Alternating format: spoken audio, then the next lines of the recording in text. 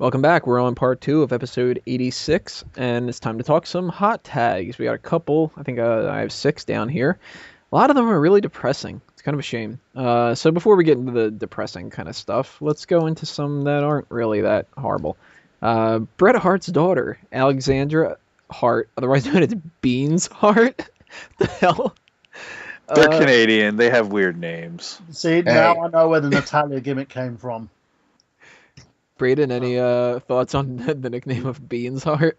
Because Natalia farts a bunch, that's why. Why anybody would give their daughter the nickname Beans is beyond me. Maybe it's a Hart inside joke, because it certainly isn't anything I'm aware of. Well, yeah, it's got to be a Hart inside joke, because they're fucking weird. Everything's It could be inside. worse. I give the name a 4 out It of could 10. be worse. It could be worse. Her name could be Northwest. Oh, Yeah. She apparently wants to be a WWE Diva, and she's been posting stuff about her workout regimen and how she's getting in shape for it and all that. And Is she hot? she kind of looks like Bret. So your mileage may vary. I mean, numerically, what are we talking here? I haven't seen many pictures of her. The couple that I've seen, she looks a little too old to be it. She kind of looks like the cross between Bret and who was her name? Davey Boy's wife. Beans Hart, Diana. Ugh. Diana, yeah, she kind of looks like that. So I mean, but I mean, can she wrestle like the family? Like, does she have any experience with it? I don't know anything really about her. So Is she going to be the new final graduate of the Hart Dungeon? The I guess so. I don't know. graduate.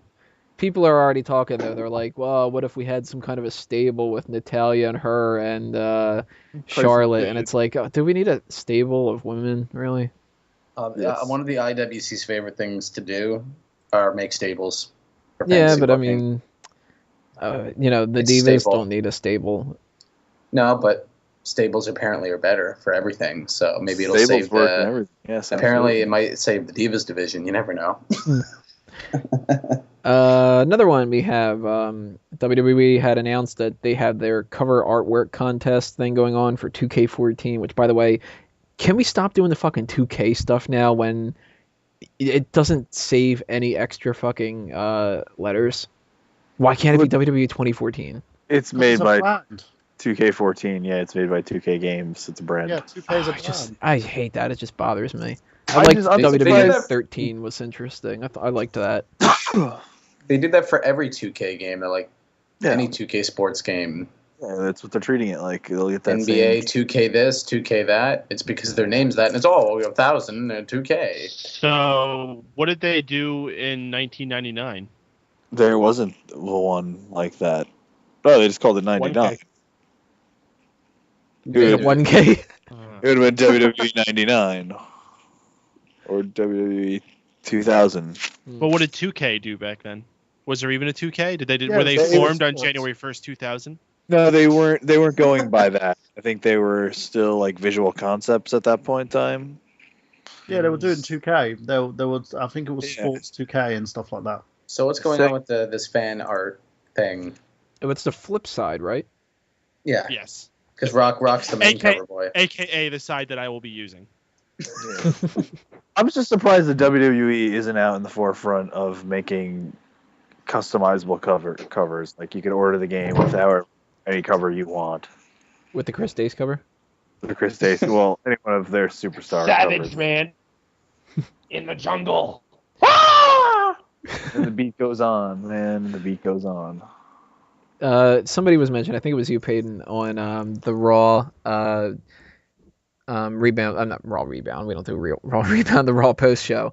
That you had seen people making cover versions that had the WWE app on it. Yeah. That's fucking great. It's their most pushed superstar of 2013, so why not? It's made a hell of a lot more appearances than The Rock. So yeah, if you're interested in that, go check out WWE's website. I'm obviously not going to send in anything because I can't draw for shit or anything like that. Or I mean, look at It's not about drawing. You download the PSD file from their website, and then you just manipulate it in Photoshop. Do whatever you want with it. Oh, that's it. Yeah. You know Send what? the Screw it. goddamn I have too much shit on my schedule to do anyway. They're not going to pick it. They're Oh, going well, I'll to. do one for you, Tony. I'll do a Tony Mango cover. Do it. I'm gonna I do will. one with the Eliminator on it. It might win.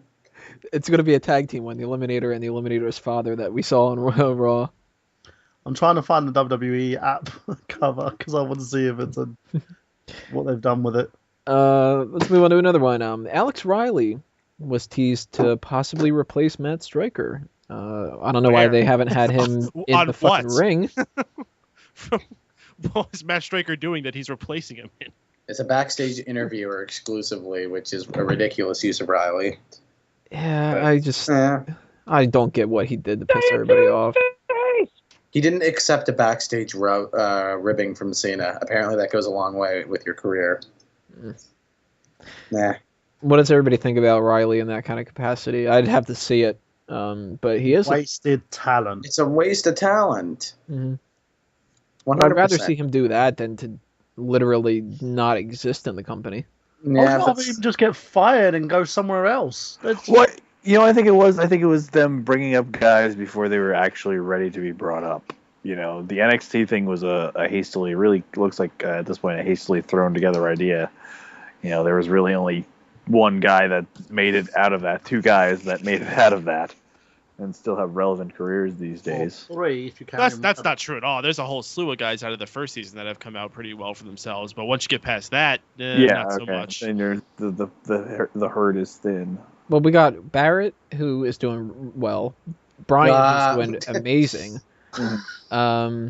Slater's not doing too bad, considering. No, Slater's doing very well for himself. Otunga has been in a movie. He's had a few decent pushes throughout his career. Ryback's doing well. He's not doing great, but he's been in main events with John Cena. I mean, he's doing well enough. Darren Gabriel's fallen off the Darren wagon. Young's going to be in the main event of Raw next week. Yeah, then you start getting into like Caval, who left, and Lucky Cannon, and Eli I Cottonwood. believe that the only person from the first season of NXT that's not around anymore is Michael Tarver, and he was easily the worst of the lot anyway. Yep. Yeah, he was awful. And we got Bray Wyatt coming up. We got Curtis Axel now. And Alex Riley's going to be a backstage interviewer. You know, for somebody who's charismatic and can talk as well as he does. Is he really that great? He's not really the greatest in the ring, but he has the look that the company likes. I really don't understand why he's not giving anything. It's not going to work, though. That's the thing. I mean, as much as I like Alex Riley, he's never going to be like a main interviewer or commentator. It's just not going to work. No, not at all. It's not the right fit. He should just be an active member of the roster. All right, now we're going to get into the kind of depressing stuff. Well, this one's still kind of funny. Jack Swagger found guilty. Big shock. Yeah, so he's going to have all these fines, and he doesn't have charges. Guilty to reduce charges. Yeah, I don't even think I think they dropped the DUI, didn't they? Yeah, he just got a $500 fine and court fees, and he's going to suspend his 2-day jail sentence. Yeah, and he's on probation, and that's it. Yeah. Don't fuck up in the state of Mississippi anymore, Jack. That's your lesson. And you know what? He'll do it again, and he'll say the same thing that apparently he said to the cop, which is, "I know I fucked up. I'm sorry." And hand somebody his fucking credit card is what they're saying. He was so out of it apparently that when they asked for his license, he handed him a credit card. Oh my god! And it'll happen. No, they're probably not going to give him a serious push ever again after this. So I'm not going to say. And then he's going to get another serious push. Then he'll get arrested for something. And I think the same thing. Yeah, he's done. That they were in the midst of giving him probably the best role he was ever going to be on, and then he does that. He's done. Yeah, absolutely. All right, two more that I have to talk about, and these ones are like much more depressing out of everything. Jake Roberts, he might have fallen off the wagon. I heard about this. So he was doing pretty damn well, and everything seems to be catching up on him. They haven't really said officially that he has, but they're like kind of. I'm starting to think though that a lot of this is just total bullshit. Though, is anybody else? I thought DDP confirmed that he had fallen off the wagon today. It's starting to look like a reality show to me, though. It's all work, brother. Maybe they're setting it up for the WWE network that's going to launch eventually in the future.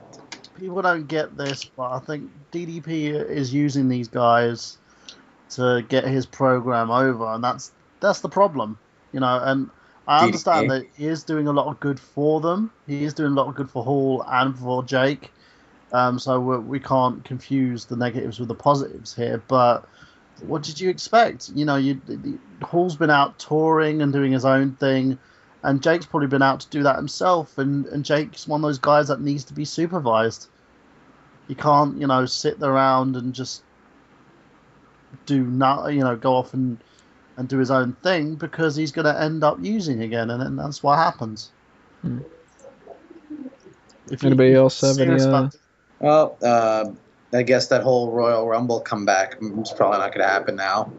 I don't think that was going to happen. Yeah, I didn't really buy it either. But if it wasn't going to happen before, it's certainly not going to happen now. Well, Dusty, what do you think about your friend Jake? Well, the American Dream knows what this baby's going to do. He's just getting a little bit of sauce. You got to sauce it like good old JR said, and he's going to sauce himself, baby. That's exactly what Jake the Snake Rod's going to do. I like snakes, you see. The bicycle, if you put the snakes through the spokes and they go around, they make a noise like a soda can. I think I don't know what I'm talking about, baby. And last but not least, CM Punk gets a restraining order against his mother, who has been hitting him up for money and threatening to kill herself. Okay. Fuck, that sucks. Pretty serious business. Like, how awful is that for a parent to do that? I mean, yeah, you know, he's got money and everything like that, but, you know, god damn, like... Just that. Hopefully that doesn't put too much of a strain on Punk, and he does get that kind of a restraining order. Because, I mean, even though it is, you know, a parent, there's a certain point where when you're an adult and your parents aren't acting like adults, you got to cut them loose.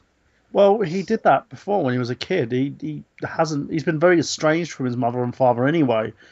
So, you know, he knew what his parents were like. And in terms of her behavior, the best thing for him to do is get a restraining order out on her, because she's just completely and utterly insane. Apparently she's bipolar, so that doesn't really help.